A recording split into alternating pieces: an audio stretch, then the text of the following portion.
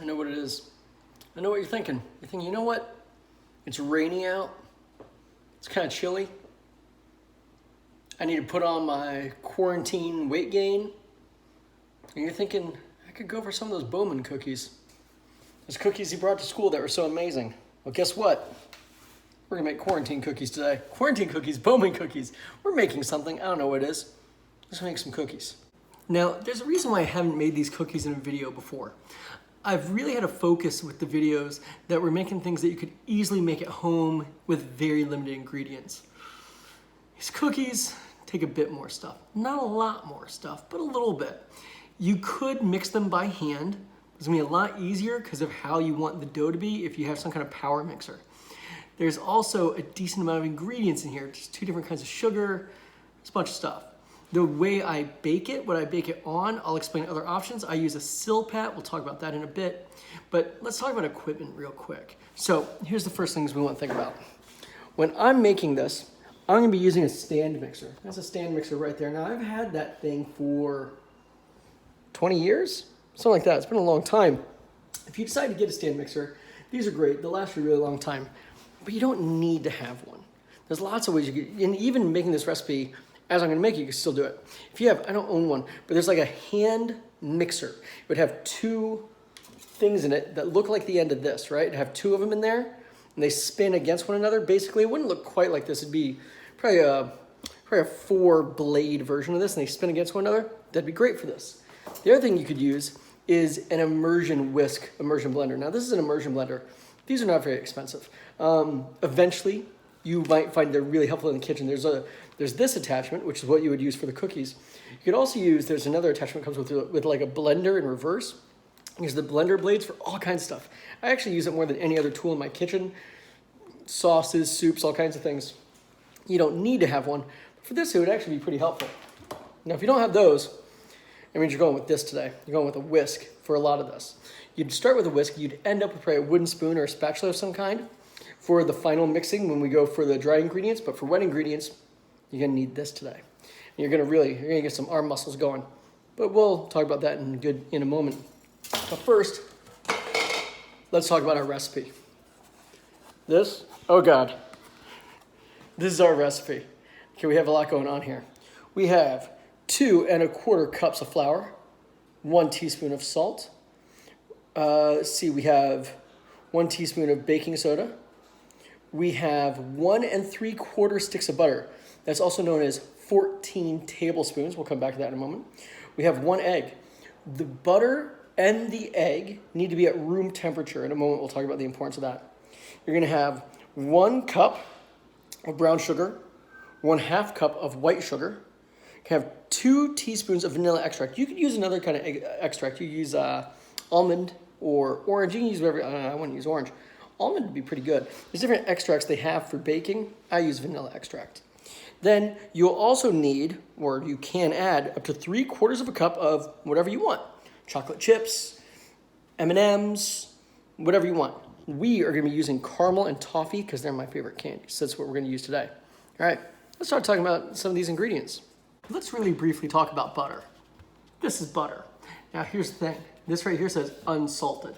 I only buy unsalted butter. Costs the same amount as the other butter. They'll be right next to each other, salted, unsalted. Now, pretty much every recipe you use, you're gonna have to add salt to your butter. Thing is, if I buy it unsalted, I can control how much salt is in it, and the flavor of that salt will be a little more prominent when I've added it there versus if it's just in there already. I don't know, something about it, like usually you can't taste it as well, and you're gonna add more salt to it anyway, and then you're just getting double the problems of salt as far as health is concerned. Most recipes call for unsalted butter, but lots of people don't buy it that way. I don't know why. It's definitely how I would prefer you do it. Now, when you buy butter, I'm gonna open this up because I have mine already in the bowl. Let's look at measuring it. When you buy butter, it will have marks on it. Now these marks are there we go. These marks are indicators of where you could take a knife and you just cut it along those lines and you would have exactly that much. It's pretty cool. 1 tablespoon, 2, so on and so forth. Now for this recipe, you need 1 3/4 sticks, but you could just count it out. This is 8 tablespoons. So if I have another one, 3/4, that means I have another 6 tablespoons to go. So if you're wondering, or you're someone took up part of the stick of butter for their toast or whatever else, you just count the number of tablespoons and that'll work for this recipe. In fact, it'll work better than anything else because you want to be as precise with baking as possible. Which is why I rarely bake. It's because the exactness of it is a little bit stressful for me. If you are using a stand mixer, you might end up thinking, well, what attachment should I use? Stand mixers have a few different ones. For instance, they have this funny looking thing. It's called a dough hook. This is really good for like pizza dough, bread dough, things like that. It's not gonna be great for what we're doing here. Cakes, cookies, this isn't gonna do you any good. This needs more, it doesn't do well with batters. It needs a dough. It needs something that I can grab onto more easily.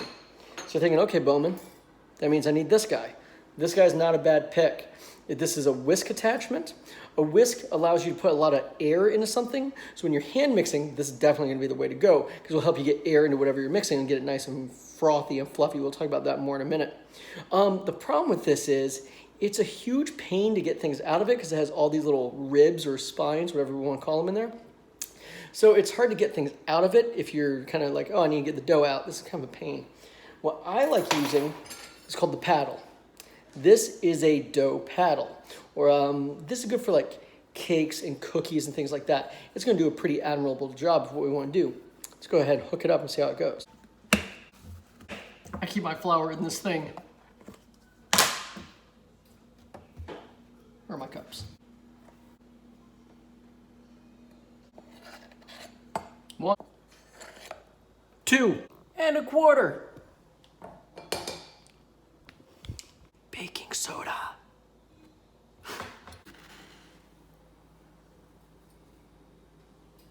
Salt! Those are the dry ingredients. I just put them in this bowl. I'm gonna mix them up. Let's mix them up. Let's mix them up. Let's mix them up. Let's mix them up. Let's mix them up. Let's mix them up. Let's mix them up. Now they're all mixed up. They're all mixed up. This is a 1/2 cup of white sugar. Just put it in a bowl. You can tell, because now it's empty. Maybe it was magic. Maybe I did something else with it. This is brown sugar. There it is. I just put it in a bowl. In a mixing bowl, not like just in a bowl. Like I didn't like, not a cereal bowl. I mean, you could, I guess, but it's not big enough for what we're doing. It doesn't make any sense. Why would you do that? When I had the brown sugar, guess what? That was only 1/2 cup. I need a full cup. There's another 1/2 cup. You know what that makes? A whole cup. Now let me tell you what I just did with it. I put it right in there. So my mixing bowl, I'm gonna pull it up here. Now it has butter, white sugar, and brown sugar. And let me tell you what's gonna happen now. We're gonna start the sucker up. Dang! Mixing it up. I'm gonna turn it off for a second so I tell you this next part. I'm gonna turn it up a little high. It's gonna be noisy, so, you know, I'm not gonna have any sound for you guys during it. What we want though, you could do this by hand, but I have to save some time because I have grad school homework I gotta get to in just a minute. So I'm making this kind of quickly since it's a request video. Yeah. Okay, see that texture? See what it looks like there? It's really rich and creamy looking. Here's why that matters, and here's where we talk about butter and being room temperature. If the butter's cold, if you grab it right out of the fridge, it's not gonna work. It's not gonna do that. If you melt butter, okay, here's the thing. I know what you're thinking. It's gonna melt in the oven anyway. Let's just melt the butter. Let's melt it, and this will make you mixing much easier. It will not turn out. I don't know why. I don't understand the chemistry of it.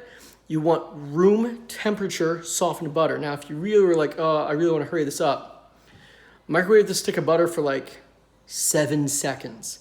That'll buy you a little time. That'll speed it up a little bit. It still won't be soft enough. Let it sit. Let it get to room temperature. It's going to take an hour or two. So you need to plan this out. Room temperature butter, room temperature egg. All right? If you microwave them too long, don't microwave the egg at all. Like at all, it'll make a horrible mess. Go ahead, microwave that egg. Put it on for 5 minutes. Just throw in a raw egg in the shell. Microwave it for 5 minutes. See what happens. It'll be fine. Don't do that. The point being, you need those to be at the right temperature. If they're not at the right temperature, you're not gonna get that, and that's what we want. Having combined my sugar, having combined my butter, I'm adding in my egg. Yee! Egg time. I'm not going to. Where am I? Ah, not worth it. Not worth it. Ugh. No, no, gross. No, gross. Now's the time when we add the extract. For us, vanilla extract. Now, whether you get pure vanilla extract or imitation, I use both. It's just whatever's on sale. Imitation is gonna be a lot cheaper, but if you can find the real stuff on sale, like great, you know, cool, but whatever. So 2 teaspoons. 1. 2. Then we mix those up. At the beginning of this, well, near the beginning, I mixed up all my dry ingredients. My flour, my salt, my baking soda. And you're thinking, what happened to those? Bowman, forget about them? No, I did not. I had them mixed and ready to go for when the other stuff was done, when the wet ingredients were done. Now, we're gonna throw them all together. Here's the thing though. You don't throw it all in at once. Put in your dry ingredients about a quarter or a third of the bowl at a time, and then let it mix up and integrate it. If you don't, you end up with a giant mess. Got my sweet hat, my Bear Coast hat. It's a coffee shop I went to once, but it felt like a true California hat, and I had just moved here. Anyway, so that's what we're gonna do now. We're gonna slowly fold in and integrate our dry ingredients into our wet ingredients. And then we're gonna end up with cookie dough. That's right. Just add in a little bit at a time. There's still so much in there. Turn it on.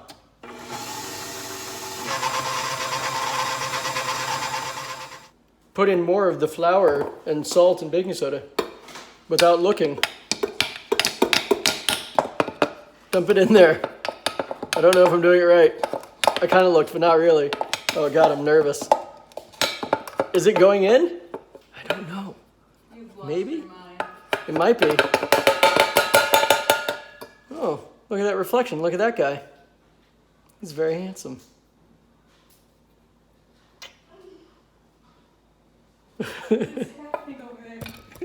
Hey, what were you just saying? What are you thinking about?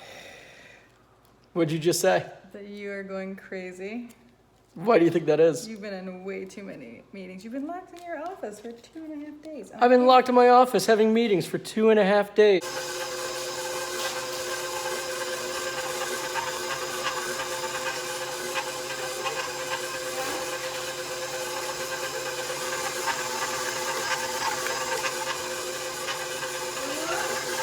While you wait for your cookie dough to mix, it's a good time to do some exercise.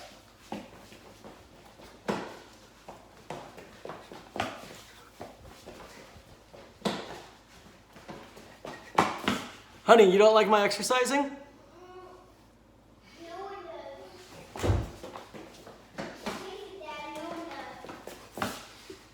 Exercise time. You gotta work out before the cookies. Guess what we got? We got cookie dough. There it is. Can I have a piece? Jetson, what did we just make? I don't know. Cookie dough. Give me. Give me. Everyone loves cookie dough. Rocket, what'd I just make? What'd I make? Give me. Now this is the part where you're gonna add whatever you want to it. Walnuts, if you're a weirdo. No. You can add, my wife objects to the idea of walnuts being added. I'm not adding walnuts, doesn't matter. You can add chocolate chips, you could add mini Reese's, you can add whatever you want that you would normally add into a cookie. I'm gonna add bits of toffee, because I love toffee. I'm gonna get little bits of caramel. Another day we're gonna talk about how to make caramel instead of buying it like this, but it's for another day. Now, I'm gonna add these. I need a total of 3/4 cup, which is not a ton and is plenty. You're gonna think you wanna do more, you really don't. It's gonna mess up how they cook. So I'm gonna add those in right now. Toffee, caramels. Everything's all mixed up. So now we have a decision to make. Do you wanna make cookies, like regular cookies? If so, there's a couple ways you can do it. You just get a couple spoons, portion it out like that, great. If you have a melon baller or an ice cream scoop, That's a really easy way to make sure you get consistently sized cookies. But what I'm gonna do, what I did for students, is I'm gonna make a giant sheet cookie. And then I'm gonna use a pizza cutter or a knife to just cut them up into squares. Now the advantage of this is, some of the pieces get a real nice crust on them. Some pieces don't have any crust on them at all. I like super chewy cookies, and I don't like the crunchy bit. So that's great for me. I get all those middle cookies, don't have any crunchy bits. Some people really like the crunchy parts. Great, good for them. They can have the side pieces. My children, they don't really care. So they can have the side pieces and I'll get the middle bits. This will be great. All right, so we need to spread our cookie dough out over a cookie sheet. Let's talk about how that's gonna work. Now, a cookie sheet is a big flat pan, like this. That's a cookie sheet. Now, when you have a cookie sheet and you're making cookies or whatever else, you want to line it in some way so that things don't stick. Now, what you line it with can be a few things. One, you can oil it or grease it in some way. You could use lard, you could use olive oil, not olive oil, vegetable oil. Olive oil, make a funny taste, don't use olive oil. You can use oil, use an oil spray, do all kinds of things. You can also put down something called parchment paper. It's something you sell at the grocery store. Parchment paper is really cool stuff.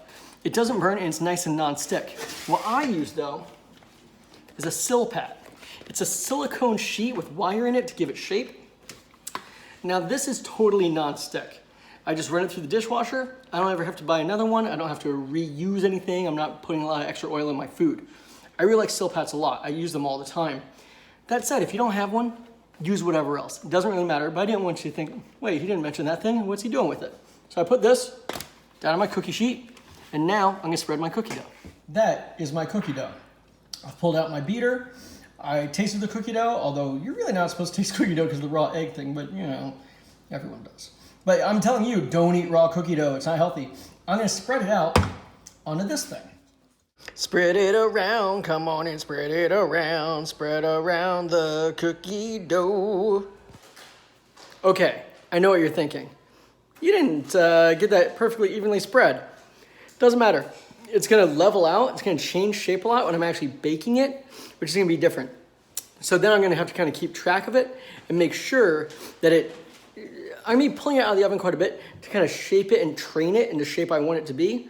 But that'll be fine. It's not perfectly rectangular. We'll get there, it's not a big deal. Let's throw it in the oven.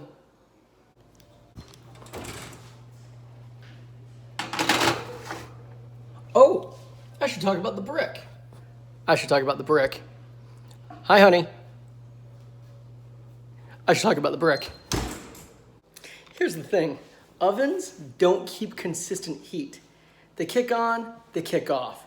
They kind of change from moment to moment. They stay about at the temperature you had. Like we set it to 325 degrees. It's probably right around 325 degrees.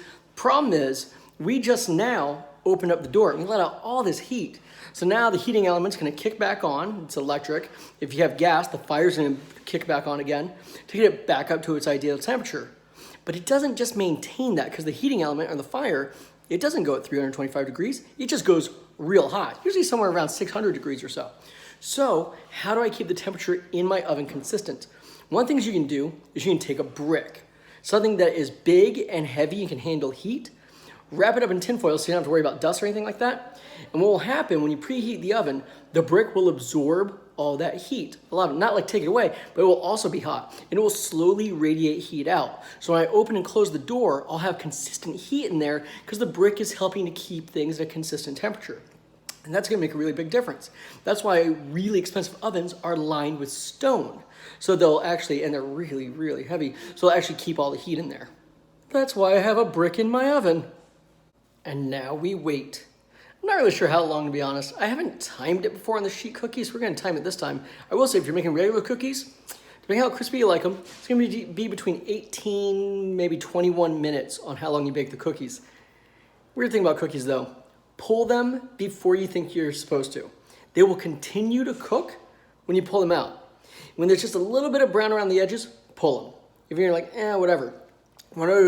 Depending on how you like your cookies, some people like them thick and cakey. This is not a cakey recipe, but they'd be a little bit cakey if when you let them cool, you just let them rest. I like cookies that are kind of chewy and thinner. So one thing you can do is you can drop the cookie sheet with the cookies on it directly on the counter. Don't drop it like a foot, drop it like 4 inches. And it'll bang, but it'll compress all the cookies down.